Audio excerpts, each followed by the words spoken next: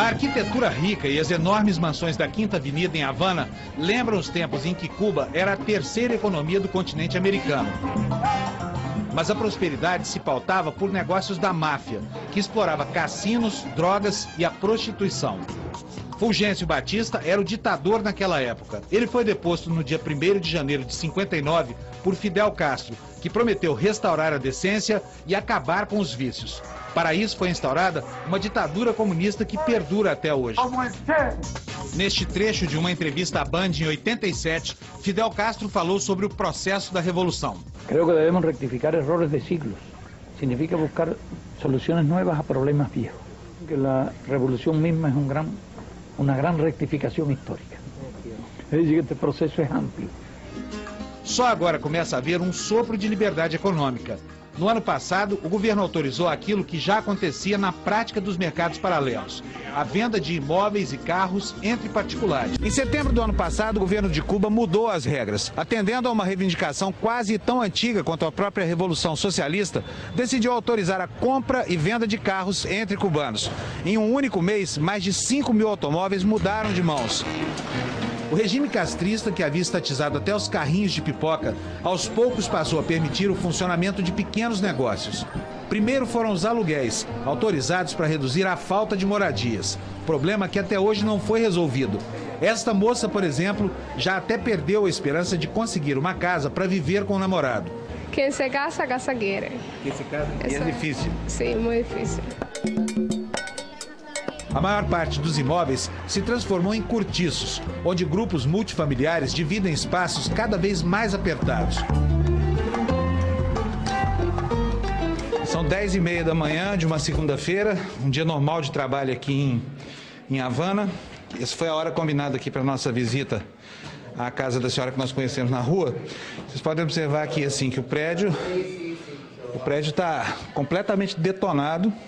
Não tem luz nos corredores. Buenos dias.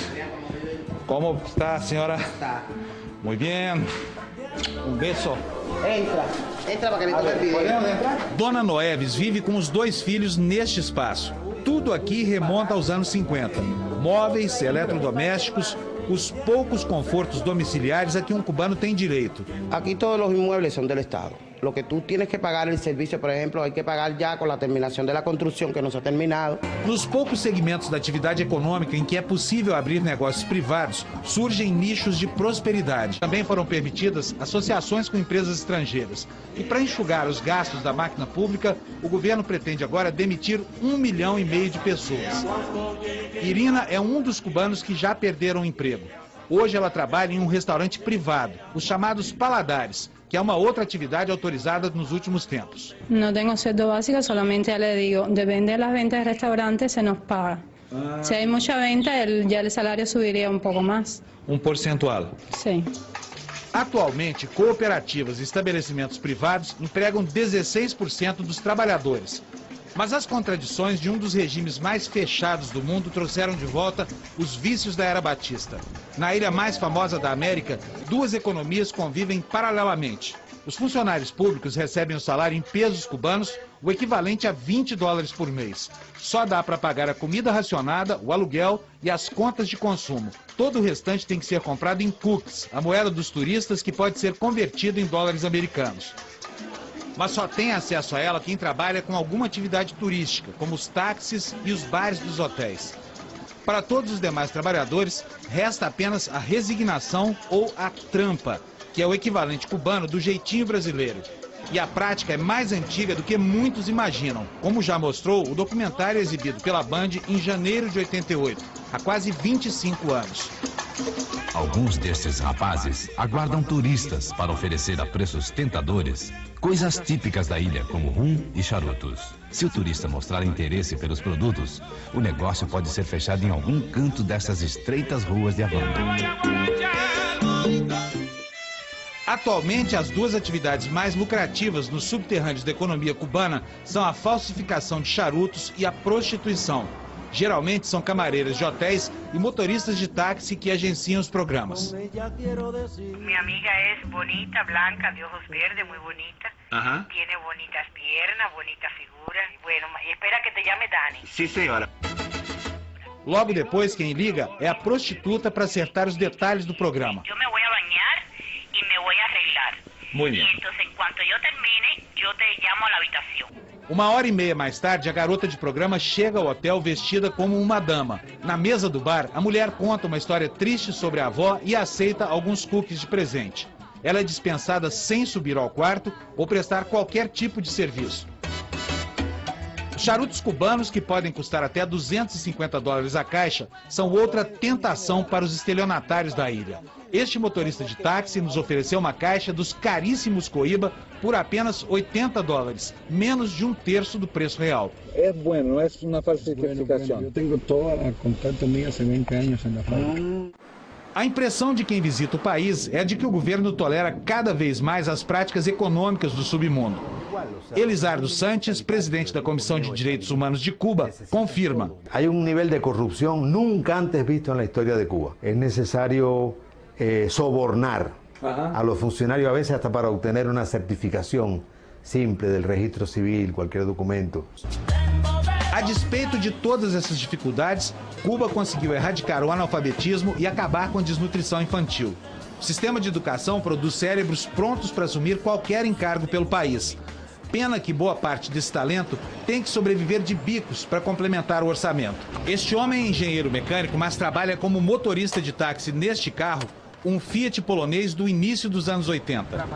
Você aqui trabalhando como chofer, você obtém mais plata que como dinheiro.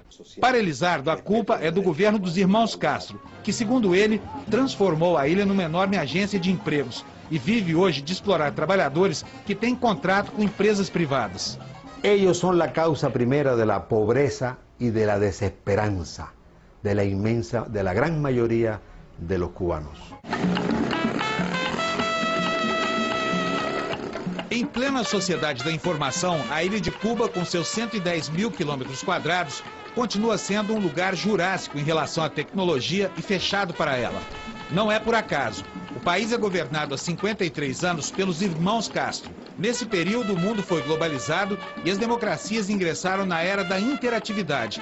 Mas, para os cubanos, o acesso à tecnologia e aos meios de comunicação foi limitado às transmissões das rádios e das TVs estatais. Aqui em Cuba, o governo não permite que ninguém tenha internet em casa. O único meio de acessá-la é no saguão de algum grande hotel como este aqui. O problema é o preço. Uma hora navegando custa entre 8 e 10 dólares. Para um trabalhador cubano médio que ganha 25 dólares por mês, é proibitivo, porque equivale a mais de uma semana inteira de trabalho duro. Pouquíssima gente em Cuba já teve oportunidade de navegar pela web. As pessoas nem imaginam o que são o Facebook e as redes sociais. O ambiente sofisticado dos hotéis para estrangeiros virou uma espécie de trincheira para quem luta contra as violações de direitos humanos em Cuba. Um dos nomes mais conhecidos do país é o da filóloga Ioane Sanches. Ela criou o blog Generación Y, por onde critica o regime e denuncia atos de violência. Na medida que o governo proíbe mais os blogs, sataniza más a las personas como yo, por ejemplo, eso va creando una curiosidad en la población. La gente quiere acercarse a mis textos para saber si yo soy esa persona que dicen los medios oficiales o no. Ioane talvez seja hoje o rosto cubano mais visto no exterior. O interessante é que ninguém dentro da ilha sabe quem ela é. O mesmo acontece com o presidente da Comissão de Direitos Humanos, Elizardo Sanches. Criticar al gobierno o no aplaudir al gobierno significa que usted es convertido inmediatamente en no persona. No persona. Usted es una no persona. Yo soy una no persona. Yo no tenho direitos, ninguna possibilidade de nada. A não pessoa Ioane, no entanto, é muitíssimo conhecida do governo local, que segue de perto todos os passos da blogueira. Na semana passada, ela teve negado mais um pedido de autorização para sair do país. Iria participar de eventos culturais no Brasil. Foi a 19ª tentativa frustrada desde que iniciou a guerrilha eletrônica. A conversa com a funcionária do Serviço de Imigração, que lhe negou o visto, foi gravada por Ioane. Mire, para comunicarle que usted no ha sido autorizada a viajar, le entrego su pasaporte. Otra vez, 19 veces. 19 veces. Voy a seguir intentándolo. Inténtelo las veces que usted Y un día voy a volver a salir cuando este absurdo ya no existe. Correcto, las veces que usted quiera, Ioane. O exercício da crítica pode ser perigoso para os dissidentes do regime castrista. Na ilha, o que não falta são presídios. Antes da Revolução, eram apenas 7. Agora são mais de 200, que guardam 70 mil detentos. Muitos têm histórias parecidas com a deste homem. José Daniel Ferrer Garcia é coordenador de um movimento contrário ao regime. Ele passou 8 anos e meio na cadeia por ter promovido uma pequena manifestação. E, de acordo com o que conta, os presos políticos que se rebelam ainda passam por uma tortura psicológica dentro do presídio. Celdas sin luz, sin agua, pestilente, porque no tienen cómo evacuar los excrementos, es decir, se acumulan, no te dan sol, no te permiten. Estuve una vez 45 días sin que me permitiesen afeitarse ni cambiarme de la ropa que tenía puesta. Elisardo Santos afirma que a ilha tem hoje cerca de 50 presos políticos e 3 prisioneiros de consciência. Mas o número pode ser muito maior. Isso porque a lei cubana prevê cadeia até para quem nunca cometeu crime nenhum. Basta con que la policía diga que yo puedo cometer un delito en el futuro, dentro de un mes o dentro de un año o 5. Con esa valoración policial ya uno es inmediatamente detenido, llevado a un proceso sumarísimo y podemos ser condenados de 1 a 4 años. Nós procuramos o governo cubano, que se negou a falar sobre esse e sobre outros temas polêmicos abordados na série de reportagens. Apesar das denúncias de violação dos direitos humanos, o Brasil também se cala sobre o assunto. A presidente Dilma Rousseff, que visitou Cuba há 2 semanas, frustrou os dissidentes. Apesar da perseguição, dos riscos e do silêncio dos governantes estrangeiros, Ioane segue na guerrilha virtual contra a ditadura. Para ela, a democracia pode estar bem perto, e o ponto de partida seria justamente a contradição entre o que a tecnologia oferece, a população deseja e o governo insiste em não permitir. Esas mismas reformas le van a hacer perder el poder, porque es una sociedad durante demasiado tiempo muy cerrada, y en la medida que la gente tenga su propia infraestructura económica, a través del trabajo por cuenta propia, a través de las remesas que vienen del extranjero, van a utilizar esa infraestructura económica como una infraestructura de libertad.